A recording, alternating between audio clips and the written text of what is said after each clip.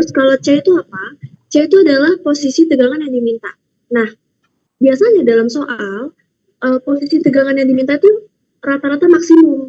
Ya, jadi kalau misalkan di soal udah ada kata-kata maksimum, C-nya itu pasti adalah radius atau kalau misalkan penampangnya lingkaran itu pasti radius, kalau penampangnya kotak ya pasti setengahnya gitu, setengah sisinya. Sisinya apa sih?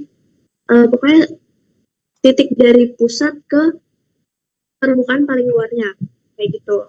Ya, jadi C-nya itu pasti kalau lingkaran dia pasti radiusnya.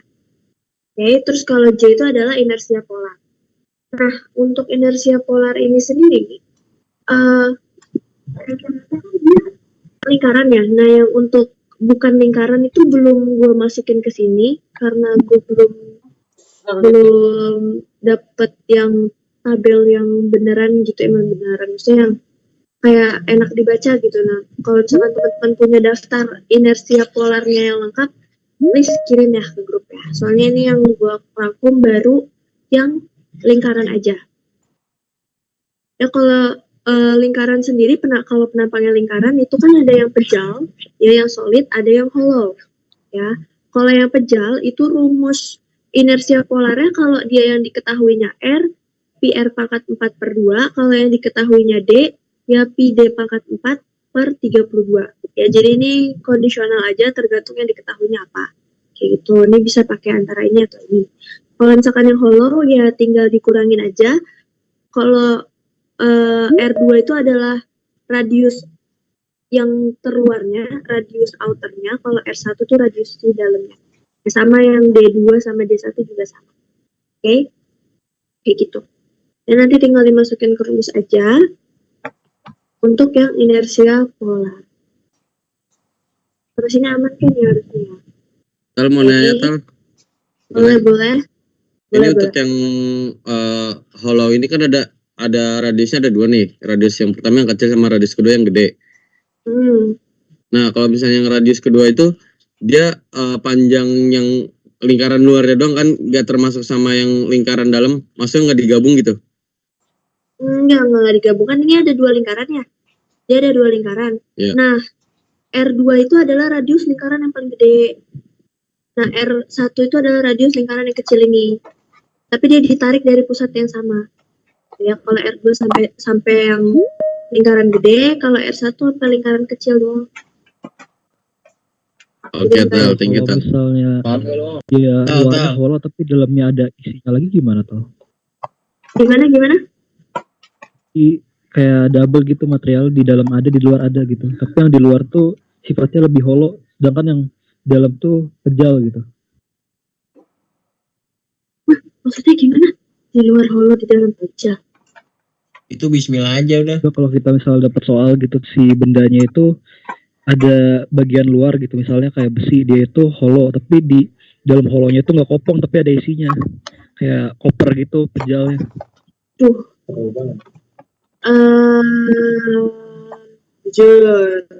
nggak tahu gue juga. Nggak tahu, udah berdoa aja itu Maya. Bismillah. Ya pakaian rumus ini aja sih kayaknya. Kalau kayak gitu kan bedanya cuma di E-nya doang nggak sih? Cuma duduk siangnya doang. Rumusnya sama. Harusnya, nggak tahu ya. Mungkin di sini ada yang tahu. Ada Jila nggak sih? Coba tanya Jila deh. Tal, izin nanya lagi, Tal, satu lagi. Ya, boleh. Yang untuk yang rumus yang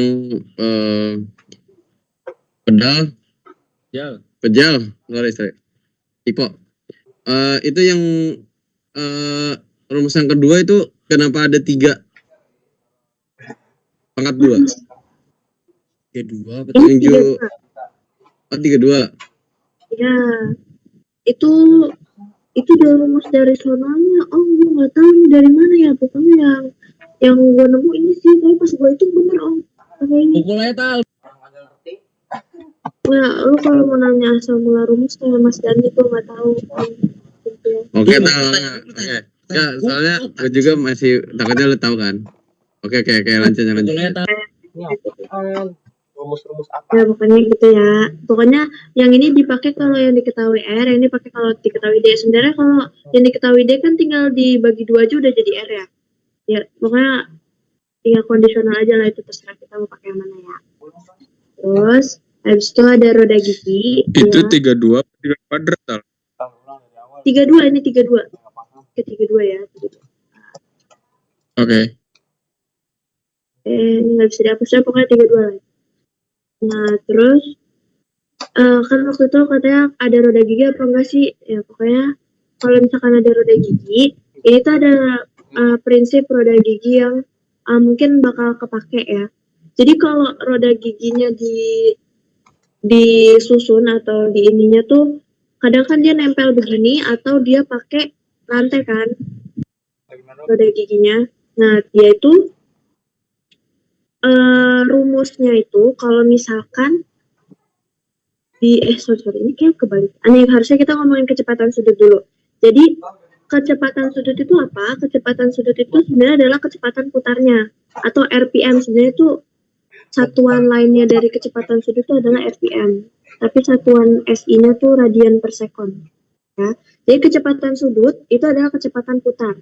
Jadi kalau kita ngomongin roda gigi pasti kan ada kecepatan putarnya. Nah di situ namanya kecepatan sudut. Rumus kecepatan sudut sendiri itu adalah 2pi kali F, di mana F itu adalah frekuensi, ya satuannya Hertz.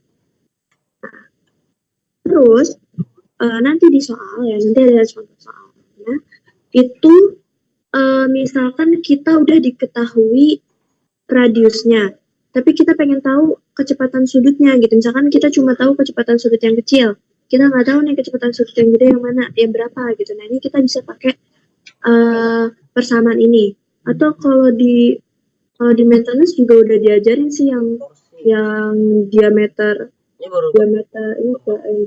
luar. Ya aman tau. Itu udah kan. Nah, lanjut ya. Terus ini ada transmisi daya. Kemarin tuh dibilangin katanya transmisi nggak ada ya? Apa ada nggak tahu lah.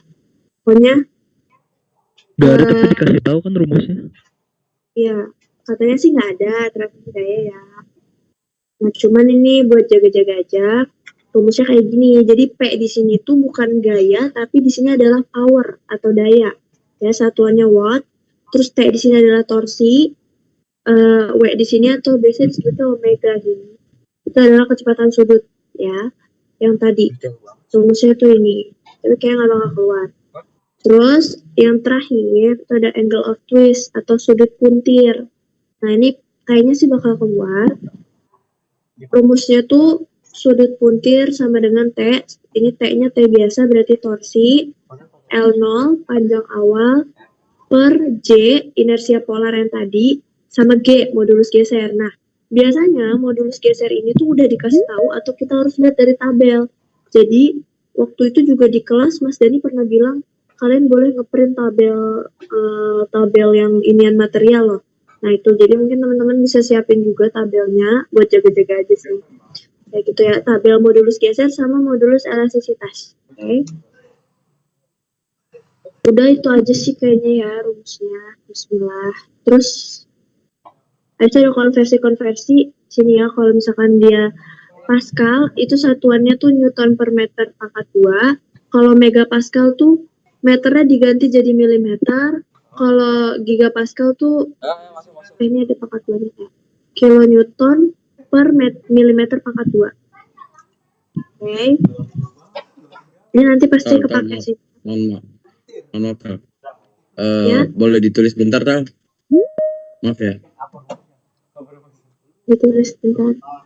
Oh ya boleh. Pernah dikirim Om. Ya nanti dikirim Om. Oh, tadi itu apa aja yang harus Ya udah lanjut Tal. cari itu tabel apa aja? Tabel modulus geser sama modulus elastisitas. Oke, jadi modulus geser sama elastisitas. Oke. Kalau modulus elastisitas lambangnya E, kalau modulus geser lambangnya G.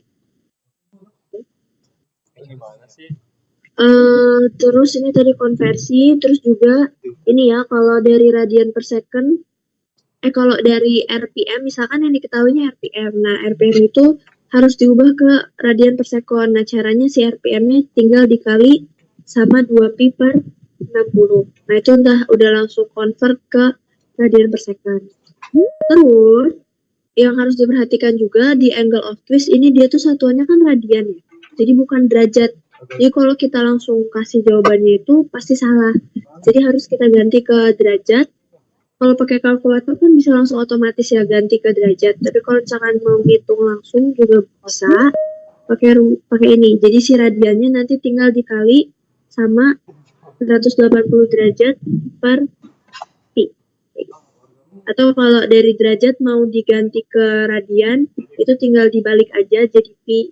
Jadi dikali pi per 180 derajat. Biasanya di kalkulator bisa otomatis sih. Oke. Ini radian ke derajat ya. Terus ini derajat radian. Oke. Nah, dari rumus-rumus ada yang mau ditanya dulu atau udah cukup? Aman tal. Ya. Sikat langsung contoh soal tal. Contoh soalnya 2 aja ya. Nah, jadi kalau contoh soal yang dari Zila itu jujur gue belum pelajari sama sekali, jadi belum bisa ya buat kita belajar sama-sama di sini. Jadi gue baru bisa ininya tuh yang tahun 2023 ya, 2022 ya, yang tuh gue kirim lah ya. Jadi paling bisa ngebahasnya yang itu dulu. Oke. Apa kan ya? Aman aja anjir. Nah, jadi kita dikasih soal. Langkah pertama yang harus kita tulis kita lakukan adalah tulis diketahuinya dulu. Kita baca soalnya. Kita tulis diketahui. Sebuah batang sepanjang 500 mili. Ada kata-kata sepanjang 500 mili. Dari sini ya, 500 mili. Berarti panjang awalnya dia tuh 500 mili. Langsung aja 500 mili.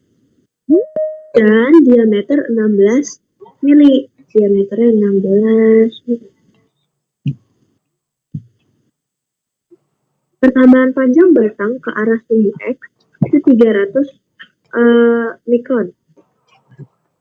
Pertambahan panjang, ada kata-kata pertambahan panjang. Kalau pertambahan panjang itu tadi lambangnya apa? Lambang panjang delta. Oke. Berarti udah kita tinggal aja. Terus berarti pertambahan panjang. Dia ngomong pertambahan panjang sumbu X. Jadi ini kan dia ditarik ya. Kalau dia ditarik berarti kan si shaftnya ini bakal tambah panjang, kan? Tapi di sini dia ngomong lagi pengecilan diameter. Jadi ketika shaftnya ditarik dia bakal tambah panjang, tapi diameternya pasti bakal tambah kecil dong. Kan kayak narik ini aja, kayak adonan gitu kan. Ada yang tambah panjang, ada yang tambah kecil, ada yang ya pokoknya gitulah. Terus habis itu, jadi yang delta X-nya itu dia 300 mili, yang delta Y-nya itu negatif 2,4 mili. Kok mili? Ini mikron ya? Ini MF apa sih, gede banget. Mikron. Nah, mikron. Nah, terus habis itu tentukan modulus elastisitas dan Poisson ratio. Nah, waktu itu kan bilang Poisson ratio nggak keluar ya. Jadi ini nggak usah ya. Nggak gue bahas ya. Nah, jadi kita cuma bahas dia nanya modulus elastisitasnya doang. Modulus elastisitas tadi lambangnya ini ya. Kapital. Oke. Terus sama kalau misalkan kita udah baca soalnya, terus abis itu kita harus lihat gambarnya juga. Ada nggak informasi yang perlu kita tulis juga dari gambar. Nah, di sini lihat nih. Tadi gue ke ini lah. Ini kan gayanya 16 kilo, di sini gaya 12 kilo. Nah, ini kita mau ngikutin yang 12 sampai 16 nih. Yang 12. 12 ya, 12. Jadi, ini kayak tipe Nah, di sini dia bilang ditarik dengan gaya 12 kilo, katanya mau ikut yang 12 kilo kan. Gaya itu kan namanya P 12 kilo meter. Terus ada informasi apa lagi? Nggak ada lagi kan? Sudah nih. Nah, terus habis itu kita tulis yang ditanyakannya itu adalah E atau modulus elastisitas. Buat sampai sini kan udah nih, udah tulis diketahui, udah tulis ditanyakannya apa, terus lanjut aja kita ke jawab. Yang ditanyakan adalah modulus elastisitas. Ya, kita lihat dulu di atas tadi, modulus elastisitas rumusnya apa? Nah, modulus elastisitas itu kan rumusnya sebenarnya adalah si tegangan normal dibagi sama tegangan, ya kan? Kita bisa pakai rumus yang ini, bisa juga pakai rumus yang Ini ketinggalan internet. Ini penting. ini. Ilmu mahal. Nah, Di record kapan ngeliatnya? mau pakai yang mana dah? Yang tapi lebih simpel ini sih, yang meja. Rumusnya. Tapi kalau buat nentuin rumus kayak gitu, pada bingung nggak? Bingung tau. Kalau buat nentuin rumus bingung, kan tadi udah ada catatan rumus-rumus. Nah, nanti dicocokin aja rumus mana yang kira-kira dari yang udah diketahui, kira-kira bisa dimasukin ke rumus mana yang sesuai sama yang ditanyakannya. Kayak gitu aja sih. Jadi salah gitu. Nah, terus PL0 dibagi sama AE. Nah, ini kan rumusnya ini ya. Terus abis itu udah mau habis.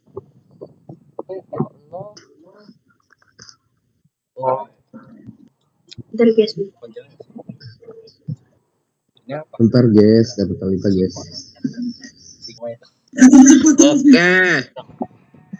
Sebut dengan P L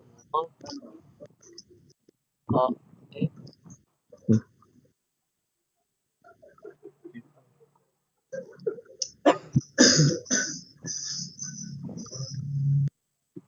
Itu 49 tambahan di gua 49. Aider.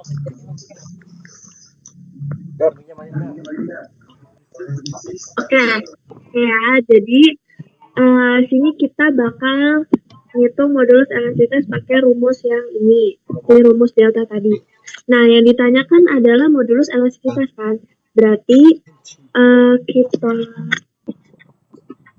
kita bikin si modulus elastisitasnya ini jadi sama dengan gitu ya. Jadi kita pindah ruas, kan ini delta sama dengan P L0 per AE. Kayaknya gede ya. Nah, si deltanya si E-nya ini mau kita bikin jadi sama dengan gitu kan, kita pindah ruas berarti. Ya, yang ini yang di bawah kita naikin dulu ke atas. Jadi delta kali A kali E sama dengan PL0. Ya kan? Terus kita kan cuma pengen mau si E aja sendirian di sini kan. Ya udah, berarti E sama dengan L0 per delta dikali A. Jadi nanti rumus yang kita pakai itu adalah yang ini. Buat pindah ruas kayak gini aman kan, apa ada yang bingung? Bingung. Tahu kalau pakai yang rumus atas kayak gimana tahu? kalau pakai yang rembes atas tuh harus hitung satu-satu dulu tegangan normalnya terus sama regangannya. Kalau misalkan ini nanti langsung dimasukin aja udah langsung masukin kalkulator aja bisa. 12 Kak. Nih nanti kalau kan udah jadi sama dengan E gini kan. Nah, Ini berapa menit? nanti udah tinggal masukin aja deh. Sama dengan P-nya apa tadi? 12 kilonewton. 12. Oh ya. Kalau misalkan di soal itu satuannya masih ini kan jatuhnya satuannya ada yang mikron, ada yang mili kan. Nah ini kita ubah dulu ke mili semua ya. Dari mikron ubah ke mili itu dikali 10 pangkat min 6. Yaitu juga nanti masukin ke itu ya ke cheat sheet-nya. Cheat sheet apa open book sih, nah itulah pokoknya. Itu dari mikron ke milimeter itu dikali 10 pangkat min 6. 10 pangkat min 6. Nah, udah kan? Udah kita tinggal masukin aja nih 12 kilonewton. L0-nya tadi berapa? 500 kan? 500 mili. Dibagi A-nya, A itu apa? Luas area kan? Di sini penampangnya itu kan lingkaran. Nah, penampangnya itu kan lingkaran kan? Ya udah pakai luas penampang lingkaran aja. Dia kan udah ngasih tahu diameternya 16. Udah kita tinggal masukin aja deh pi 8/4 16 mm pangkat 4 pangkat 4 ya apa pangkat 2 saya gimana sih pokoknya itulah. Nah terus baru dikali sama pertambahan panjangnya nih, pertambahan panjangnya kan 300. Udah dia masukin kalkulator jadi selesai. Sadaqallahul azim. Nah. Tal mau nanya Tal. Astagfirullahaladzim. Iya boleh. Ini pangkat apa nih? Ya boleh. AE plat kono ku AE. Suci dulu Suci. Jadi gini, Ya. Monyet kagak terus tai. Berarti Ini digelarin gitu.